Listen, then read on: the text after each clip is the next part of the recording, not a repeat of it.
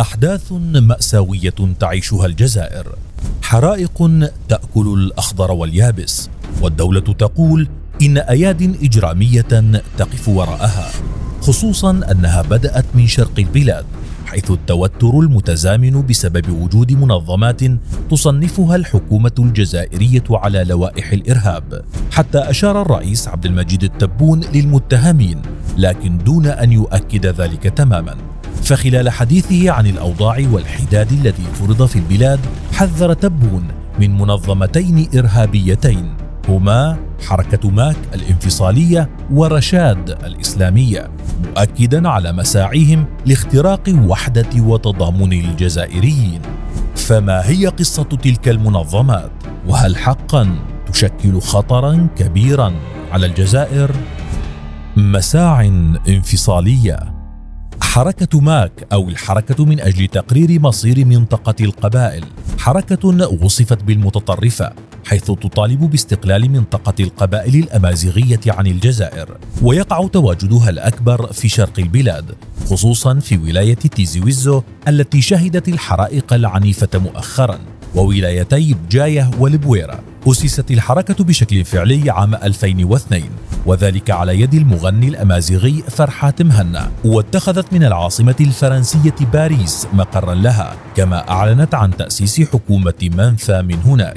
ومنذ اليوم الأول لتأسيسها على أرض الجزائر، اعتمدت الحركة على اللعب بالمشاكل المجتمعية وزرع الفتنة بين الأعراق المختلفة في البلاد.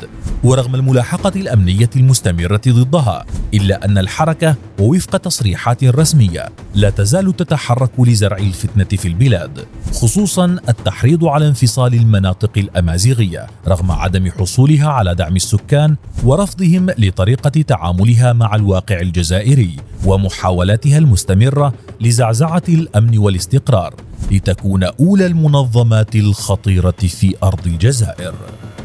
أبناء الإخوان. حركة رشاد تختلف عن سابقتها، فقد ولدت من رحم جبهة الإنقاذ التابعة للإخوان المسلمين، والتي كانت طرفا فيما يسمى بالعشرية السوداء في الجزائر، وتسببت بمقتل 400,000 جزائري خلال تسعينيات القرن الماضي، إلا أنها بقيت تعمل بشكل سري لسنوات حتى أعلن عن تأسيسها في أبريل من العام 2007، وذلك على يد 6 أشخاص يتبعون للإخوان المسلمين، وعليهم العديد من التهم تتعلق بالإرهاب والسرقة. وأعلنت منذ تأسيسها معارضتها للنظام الجزائري بالكامل، إلا أن اختلافها الأكبر عن حركة الماك أنها تتلقى دعما خارجيا من دول تساند الإخوان المسلمين، كما أن لديها ميليشيات مسلحة متوزعة في عدة مناطق. وقد نجح الأمن الجزائري في يوليو الماضي من تفكيك أحد أكبر خلايا الحركة في البلاد، حيث اعتقل 12 شخصا يحملون معهم مخططات ومعلومات تفصيلية عن العمليات المطلوبة. ويعد محمد العربي أحد زعماء الإخوان في الجزائر الرأس المدبر للحركة بالكامل وزعيمها، كما تحظى الحركة بدعم متنوع، حيث تتلقى دعما من جهات خارجية، بالإضافة لإنشائها عدة منصات على الإنترنت تجمع من خلالها التبرعات بحجة قضايا إنسانية وحقوقية، كما يملك المتنفذون فيها عددا من الشركات والحسابات البنكية في أوروبا، والتي بدورها تدر المال شهريا على الحركة. على لوائح الإرهاب. في 18 من مايو الماضي صنفت الجزائر رسميا الحركتين على لوائح الإرهاب، وذلك عقب اجتماع استثنائي للمجلس الأعلى للأمن، والذي ترأسه للمرة الأولى الرئيس تبون. وأعلنت الرئاسة الجزائرية حينها أن القرار استند على عدة معطيات، أبرزها أفعال الحركتين العدائية ضد الدولة واستمرارهم على التحريض في البلاد، ما قد يؤدي لزعزعة أمن واستقرار الجزائر.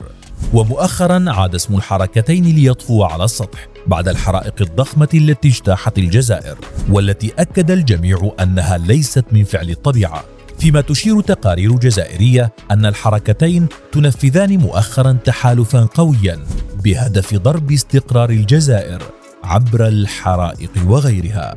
فأين ستصل الأحداث بالجزائر بوجود تلك المنظمات؟